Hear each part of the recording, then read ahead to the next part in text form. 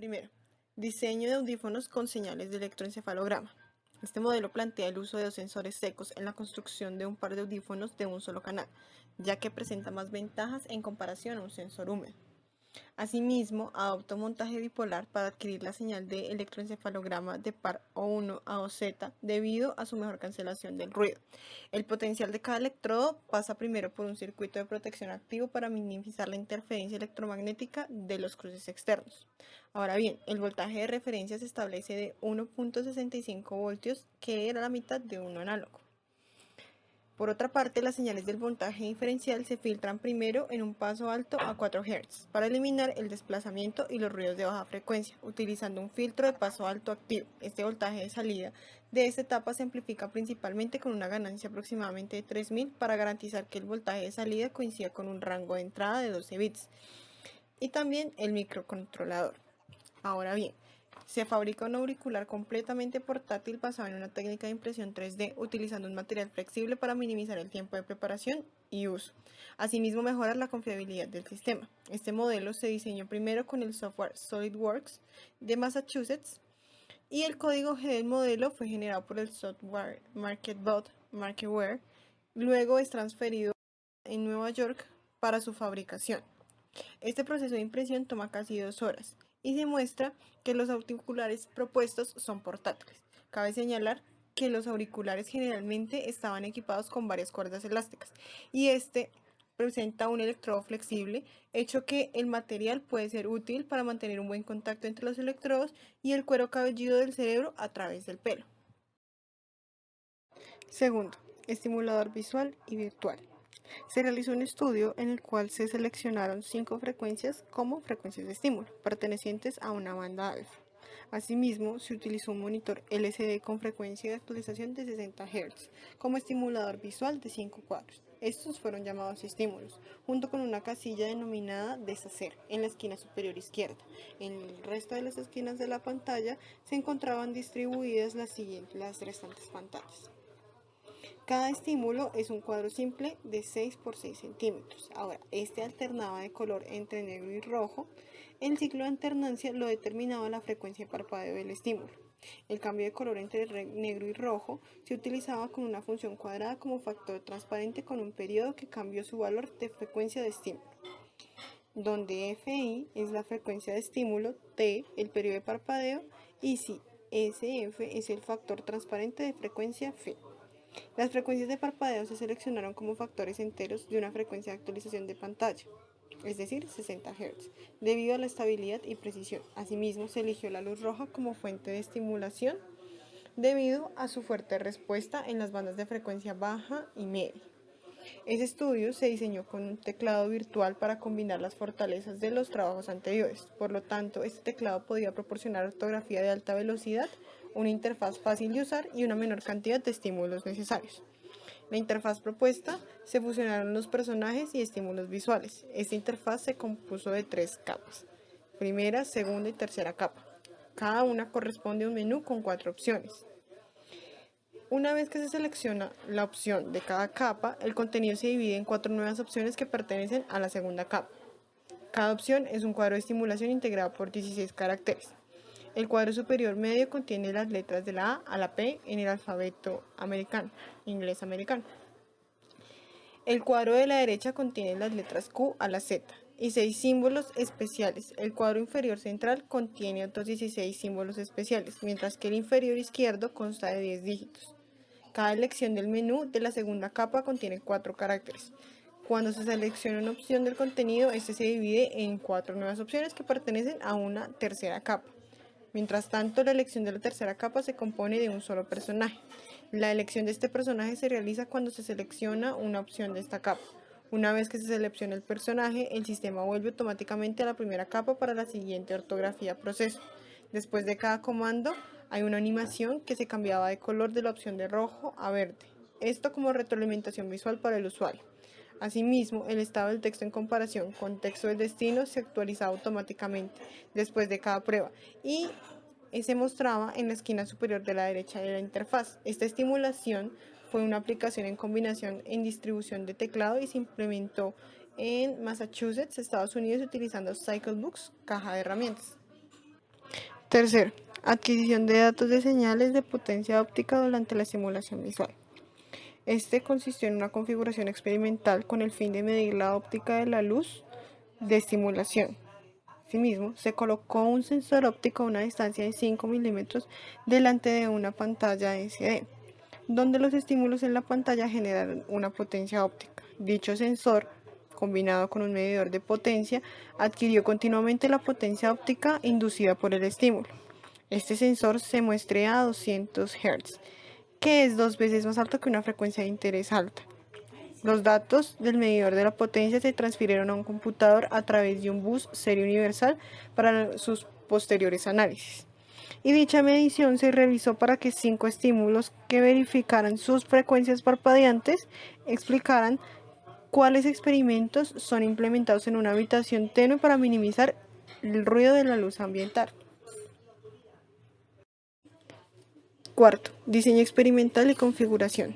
Se llevó a cabo un experimento fuera de línea para verificar las condiciones óptimas del sistema y asimismo recopilar datos para entrenar en el modelo, antes del experimento en línea. 8 voluntarios sin discapacidad visual participaron en este estudio, 6 hombres y 2 mujeres con rangos de edad de 24 a 32 años. Los sujetos se sentaron en una silla a una distancia aproximadamente de 40 centímetros frente a un estimulador visual en una habitación oscura. Para evitar cualquier error aleatorio y mantener una consistencia del sistema, el experimento fue diseñado para consistir en 20 ensayos. En cada ensayo se les pidió a los participantes que observaran 5 estímulos en un orden predefinido. Asimismo, se les dio 0.5 segundos de intervalo para cambiar su mirada entre 2 objetivos consecutivos. Dicho tiempo de observación de los sujetos en cada objetivo se estableció en 10 segundos. Durante los experimentos, las señales de electroencefalograma se registraron y procesaron para el paso de entrenamiento. Los 5 objetivos siguen parpadeando hasta el final de cada prueba. Para evitar una fatiga visual de los sujetos, se dio un descanso de 2 minutos entre cada prueba. Ahora, en el experimento en línea, se pide a los sujetos que ingresaran la palabra deseada Speller que muestra en la pantalla. También se les indicó que enfocaran su mirada en los estímulos que resultaban en inducir los comandos correspondientes. Los sujetos recibieron 0.5 segundos para cambiar su mirada entre 2 estímulos. Un conjunto de comandos emitidos del sistema ayuda a que el sujeto navegue en la ruta y conduce los caracteres deseados. Por último, el usuario debe producir 3 comandos para escribir un personaje. Este número de comandos es igual a un número de capas de la interfaz fija e independiente del carácter. Teniendo en cuenta lo anterior, se deben producir 21 comandos para terminar de deletrear la palabra Speller, un número de recuentos correctos de los 21 comandos que se usa para evaluar la precisión del sistema, y una vez que se genera un comando incorrecto, el usuario inmediatamente puede corregirlo, eligiendo el botón Deshacer del menú para volver a la interfaz del usuario en el estado anterior. Asimismo, se calcula el ITR como otro factor para evaluar el desempeño propuesto. Este se define de la siguiente manera, donde P es la probabilidad de generar correctamente un comando, N mayúscula es el número de estímulos, es decir, N igual a 5, y 7 en minutos es el tiempo necesario para producir N comandos. Quinto, extracción de características basadas en Fast Fourier Transform de señales de electroencefalograma. El estudio que se hizo aplicó un montaje bipolar para registrar la señal de electroencefalograma en una frecuencia de muestreo de 128 Hz. Los datos de electroencefalograma se filtraron por una primera banda, de 6 a 13 Hz, para explorar las características del componente fundamental de las señales del Steady State, Visual y Vogue Potentials. Ahora bien, se realizó con varios puntos, es decir, 256, 512, 1024 y 2048, lo que da como resultado diferentes resoluciones de frecuencias de 0,5, 0,25, 0,125 y 0,0625 Hz en el dominio de frecuencia respectivamente. Asimismo, se aplicó una ventana de Heimlich con una longitud similar a la de la ventana de tiempo.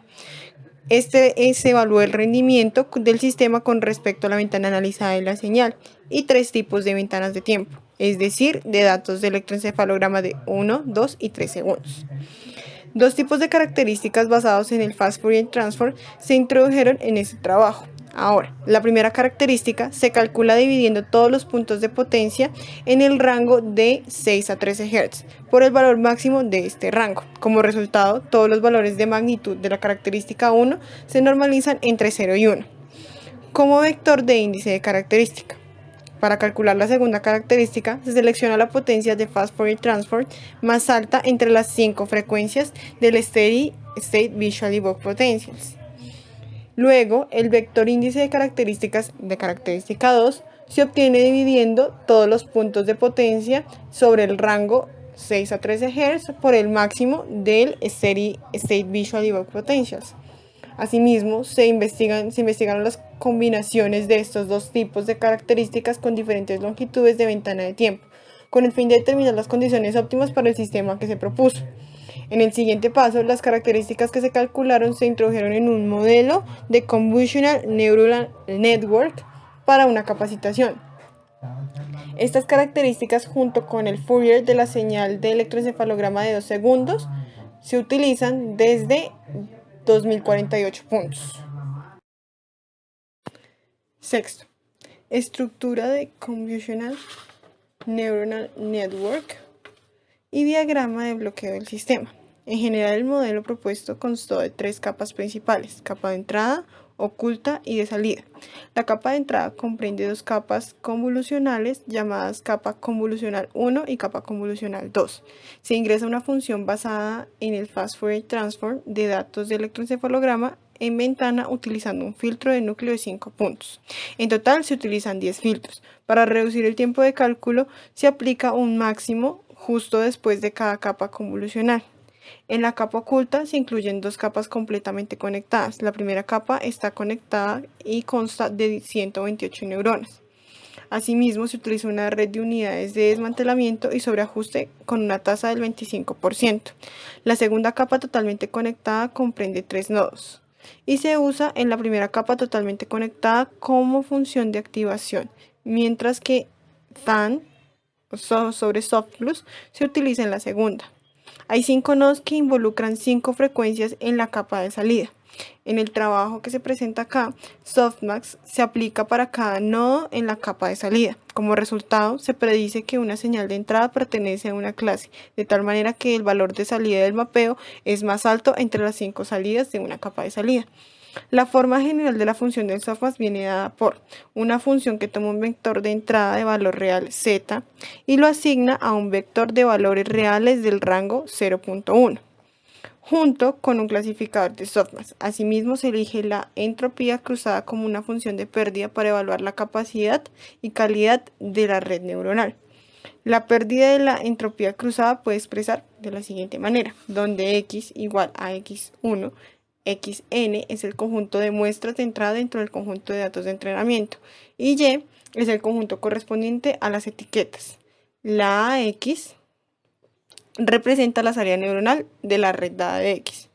Ahora, para obtener una mejor tasa de convergencia de la red, el algoritmo de optimización se utiliza como un algoritmo clásico de descenso de gradiente escolástico como regla de actualización del peso de la red, y la red se entrena durante un modo de sistema propuesto. La validación cruzada de 5 veces se realiza para evaluar estadísticamente el rendimiento del modelo propuesto y asimismo evitar que el modelo se sobreajuste. Se evalúa un error promedio y la precisión de validación cruzada 5 veces durante la fase de prueba. El diagrama de bloques del sistema de ortografía que se propuso consiste en un modo de entrenamiento y una operación de modo de acción. En el modo de entrenamiento se entrena con un conjunto de datos dado para obtener un conjunto de pesas optimizado. Primero, las señales de electroencefalograma capturadas se segmentan con diferentes longitudes de ventana de tiempo, es decir, 1, 2 y 3 segundos, deslizando las ventanas a lo largo de la señal. Las muestras superpuestas entre 2 ventanas consecutivas se establecen entre 16 muestras, es decir, datos de 0,125 segundos. Ahora bien, los datos de electroencefalograma en ventana se filtran por un paso de banda entre 6 y 13 Hz, transformando de una forma discreta el Fourier. Se realiza en los datos de electroencefalograma filtrados. Finalmente, la extracción que se realiza de las características basada en el dominio de frecuencias se realiza dependiendo de las diferentes condiciones de establecimiento. El número de muestras de datos de entrenamiento puede ser diferente. Por ejemplo, con la configuración de la ventana de tiempo de 2 segundos y el intervalo de tiempo propuesto de 0,125 segundos, los números de muestras de datos de entrenamiento de clase 1 y clase 2 y asimismo clase 3, 4 y 5 para el sujeto fueron Para el sujeto 1 fueron 1584, 1,584, 1,584, 1,584 y 1.424, respectivamente, teniendo en cuenta la clase 1, 2, 3, 4 y 5. En total se utilizaron 7.760 muestras de datos para la capacitación del modelo, entre ellos la validación cruzada 5 veces, la cual toma 1.551 muestras de datos para validación del modelo en cada pliegue. Después de entrenar con éxito el conjunto de datos dado, el modelo bien entrenado se aplica con un modelo de operación como máquina de predicción para el sistema. Cada salida predicha está asociada con una de las 5 frecuencias. En consecuencia, el comando es generado por un modelo de Convolutional Network neuronal que se usa para operar el módulo del teclado virtual. Séptimo, reconocimiento de frecuencia con análisis canónico correlacional y Leys Absolute Shrinkage en Selection Operator. Para evaluar el rendimiento de basado en un Convolutional Neuronal Network, el modelo se comparó con su precisión de detección con las obtenidos en algunos métodos de vanguardia, incluido el análisis canónico correlacional y el Leys Absolute Shrinkage en Selection Operator. Ahora, este estudio adoptó las técnicas mencionadas anteriormente y en el conjunto de datos constó de 20 ensayos. En cada ensayo para cada frecuencia de estímulo se extrajeron los datos del electroencefalograma de un canal único de 4 segundos para investigar el efecto de la duración de la ventana de tiempo en la precisión del reconocimiento. En esto se encontró que los dos primeros armónicos del espectro de frecuencia de las señales de electroencefalograma se tienen en cuenta durante el reconocimiento de esta frecuencia.